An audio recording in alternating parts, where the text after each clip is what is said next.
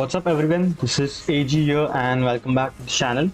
Sony has officially wrapped up its latest state of play, and after several showcases that left people wanting more, this one actually kinda delivered a pretty solid lineup from start to finish.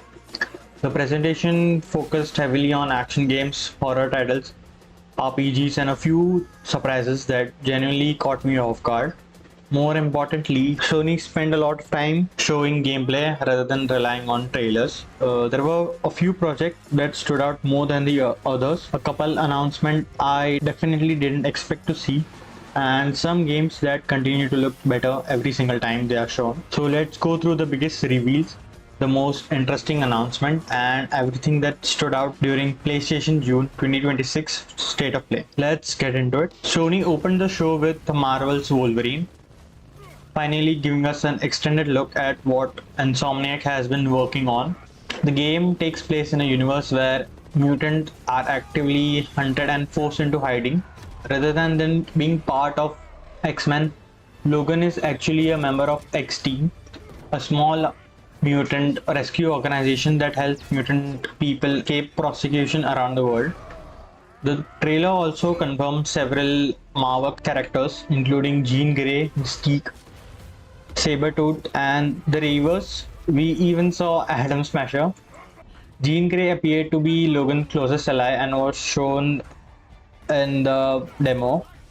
She was shown participating in combat sequences and combo finishes throughout the gameplay reveal.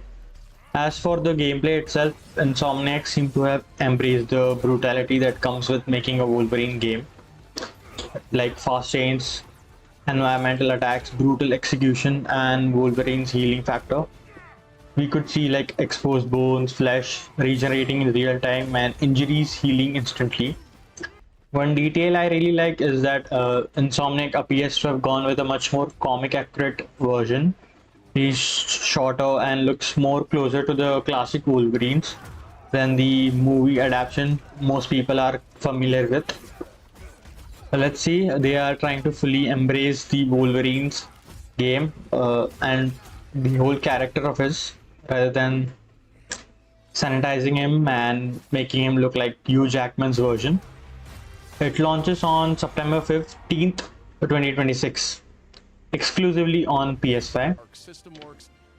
Next up, we have Marvel Token Fighting Souls. I guess Marvel fans were not done eating good after Wolverine. This one is a different kind of Marvel game. Developed by Arc System Works, the same studio behind Guilty Gear and Dragon Ball Fighter Z. This looks insane. The animations, the effect are flashy. Every character shown so far seemed designed with a really competitive identity in mind. The new trailer added more fighters to the roster, including Magneto, Green Goblin, Carnage, and Doctor Doom. These are characters that can create some insanely ridiculous team combination once players start digging into the mechanics. Arc System Works did a great job in making the game look visually overwhelming in the best way. The supers look massive, the tag team mechanics looks fast, and the whole presentation has that Arc System energy that make every hit feel like it matters. With Marvel vs. Capcom basically sitting in the limbo, Token has a real chance to become the next major Marvel fighting game.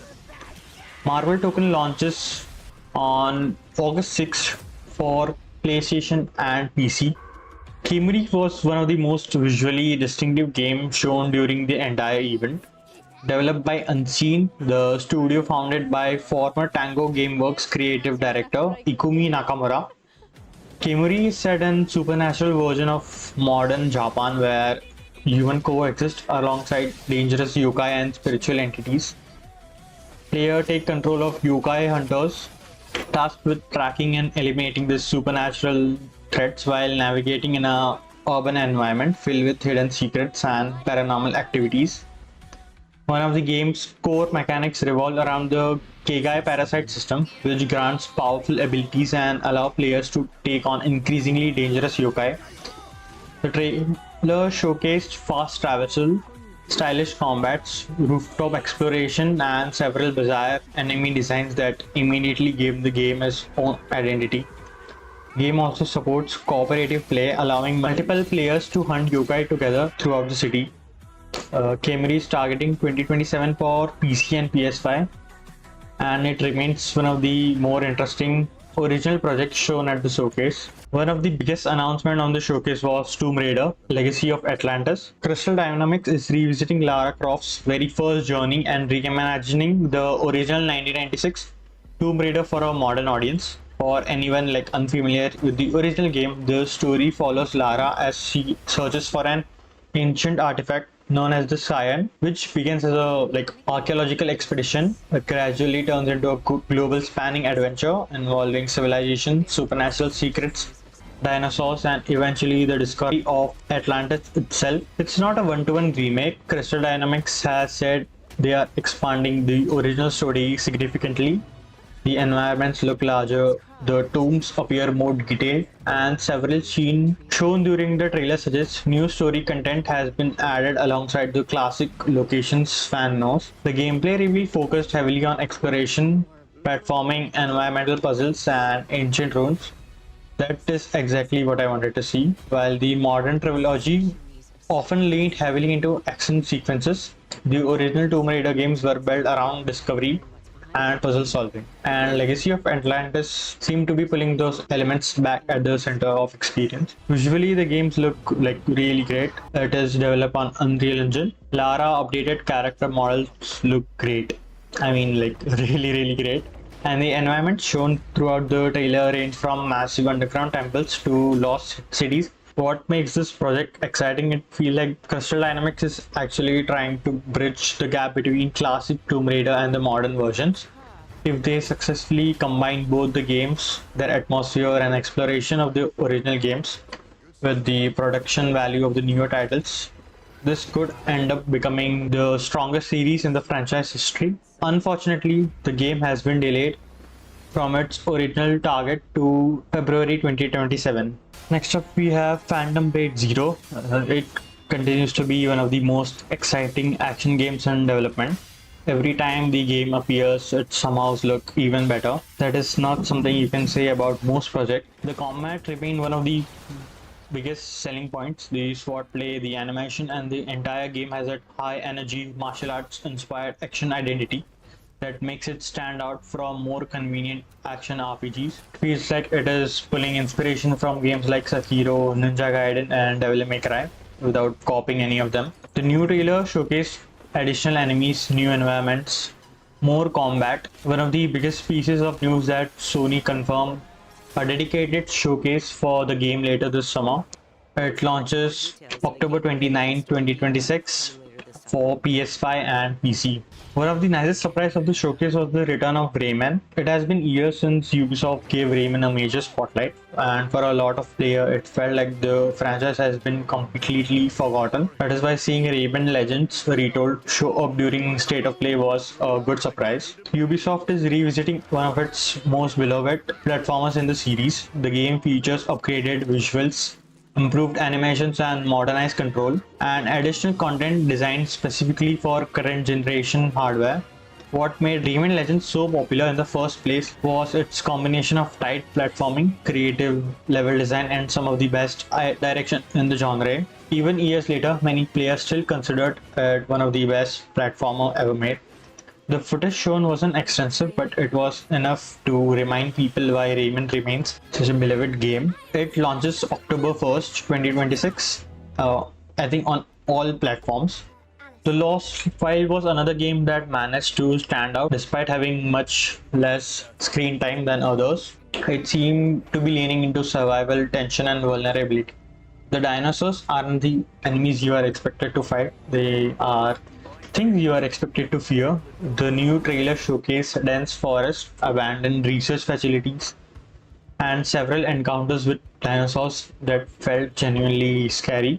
The atmosphere was one of the strongest part of the reveal because the game constantly creates the feeling that something dangerous is nearby and is watching you. It is still too early to know whether the full game can maintain that level of tension throughout the experience, but based on what was shown, the Lost Fight could end up becoming one of the more interesting horror survival game. For now, it's definitely a game worth keeping an eye on. Horror fans also got another look at Silent Hill Townfall. This continues to be one of the more interesting projects in Konami's Silent Hill revival. Set in Scotland during 1996, the game follows Simon Odell, a man called to the isolated town of St. Emilia to put things right. When he's arrived, he discovers a community swallowed by fog, seemingly abandoned but hiding something far more disturbing beneath the surface. Unlike previous Silent Hill games, Townfall is played entirely in first person. The gameplay combines exploration, stealth, combat, and narrative driven puzzles. One of the more unique mechanics is the CRTV, a portable television that replaced the iconic Silent Hill radio. By turning into unstable signals, player can discover clues, story fragments, and warning about dangers lurking nearby.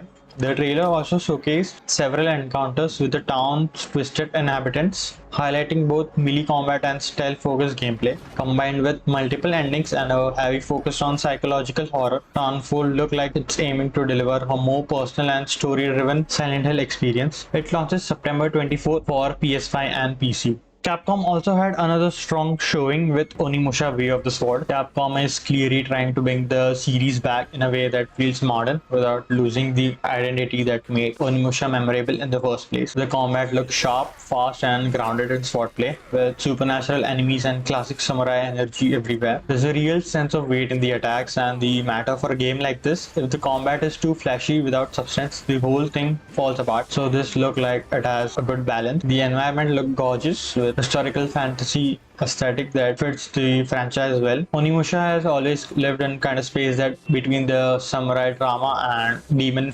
infested fantasy, and this revealed hard into that identity. The biggest surprise was that the playable demo was available immediately after the showcase. That kind of move is always good for a game that want to reintroduce itself to the audience. It launches on September 25th, 2026.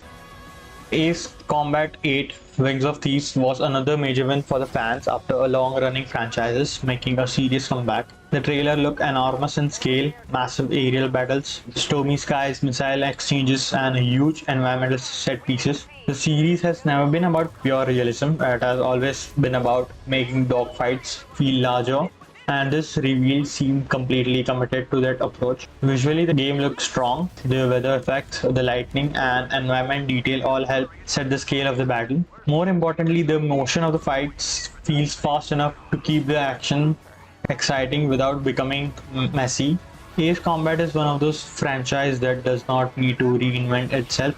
It just needs to deliver another excellent version of what people love, and from this reveal, it seems to be exactly what Bandai Namco is aiming for. It launches October 2nd for PC, Xbox, and PS5. One of the biggest surprises of the showcase was the return of Stuntman, a franchise that many people never expected to see again. For those unfamiliar with the series, Stuntman is in a traditional racing game. Instead of competing to finish first, player takes on a role of a professional stunt driver working on major Hollywood productions. Your goal is to perform dangerous stunts at specific marks and survive increasingly ridiculously action sequences while the cameras keep rolling. This game expands the concept significantly by placing players across multiple movie productions, each inspired by different action genre. Throughout the trailer, we saw high-speed police chases, massive explosion, vehicle jump, motorcycle stunt, and large-scale destruction that look straight out of the movies. The new game also appears to feature a dynamic director system that creates performance based on timing, precision, and how well players execute each stunt. The better the performance, the higher the movie rating, and the bigger the production players can participate in. What makes Stuntman stand out is how different it feels from everything else shown during the State of Play. It is currently scheduled for 2027. Remedy also returned with another look at Control, Resonant, and this continues to be one of the most interesting games currently in development and possibly my most anticipated one. Set after the events of the original Control, the game follows Dylan Faden as he investigates a version of Manhattan that has been consumed by supernatural forces. A large section of the city appears to have been distorted by a new entity and creating impossible architectures, shifting environments, and reality bending threats. The trailer also introduced a new shape-shifting weapon called the Aberrant, capable of transforming between multiple combat forms during the battle.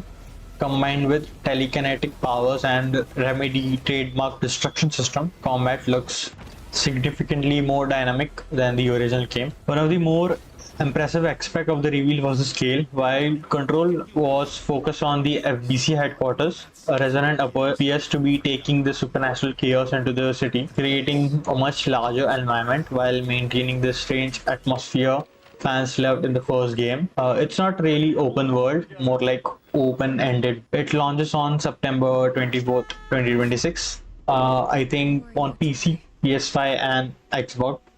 Next up was Ill, and this easily looked like one of the most disturbing games shown during the showcase. Set inside a massive research fort overrun by mysterious evil force, players must fight their way through the horrific creatures known as the Aberration while trying to save someone important to them. What makes Ill stand out is its focus on realism. Enemies can be dismembered in gruesome detail, react dynamically to damage, and behave in unpredictable ways during the combat. The game physics system also plays a major role, making both combat and environmental destruction and interaction feels far more intense. The resource management appear to be equally important. Player will need to maintain weapons, craft supplies, manage inventory spaces, and carefully choose how they approach each encounter. Combined with its grotesque design, creature design, unsettling atmosphere, and a development team with the experience on projects like Long Leg, Until Dawn, and It Welcome to the Dairy, is shaping up to be one of the most promising survival horror games currently in development. It is currently targeting 2027 the release window. Fire Sprite officially revealed Until Dawn 2, bringing back the choice-driven horror formula that made the original game such a huge success. Rather than continuing the story of the first game, it introduces a completely new cast of characters who became trapped on a remote island while filming a paranormal investigation show. As expected, things quickly spiral into a nightmare as supernatural threats begin targeting the group. Just like the original game, player choices will determine relationships, story outcomes, and ultimately who survives. Every decision can have consequences and multiple endings return depending on the path player choose throughout the story. Familiar face is returning. Pete Stormare reprises his role as Dr. Hill. That is currently scheduled for 2027 on PS5. Sony closed the showcase with one of its biggest surprises, God of War Laufey.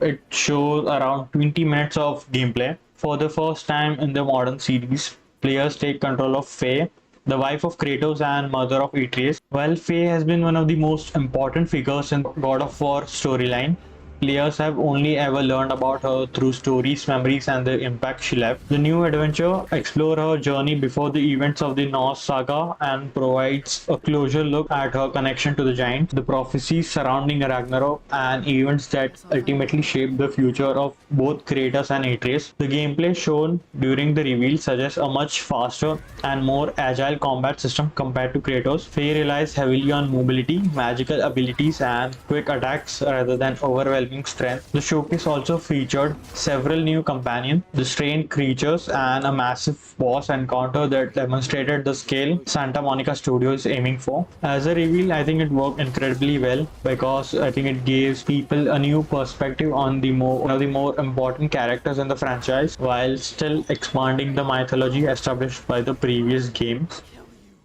There is also like a lot of discourse on the internet about why we are playing as her, but I'm personally excited. No release date has been announced. Overall, this was one of the stronger state of play presentation Sony has delivered in quite a while. It was not a perfect, but it had pace, variety, and enough major announcement to feel worthwhile from start to finish. Also, kind of bummed that some games are only PS5 exclusive and will not be coming to PC. Now I want to hear from you. What was your favorite reveal from the state of play? What disappointed you the most, and how would you rate this showcase overall? Thanks for watching, and I think I'll see you in the Summer Game Fest video. Bye.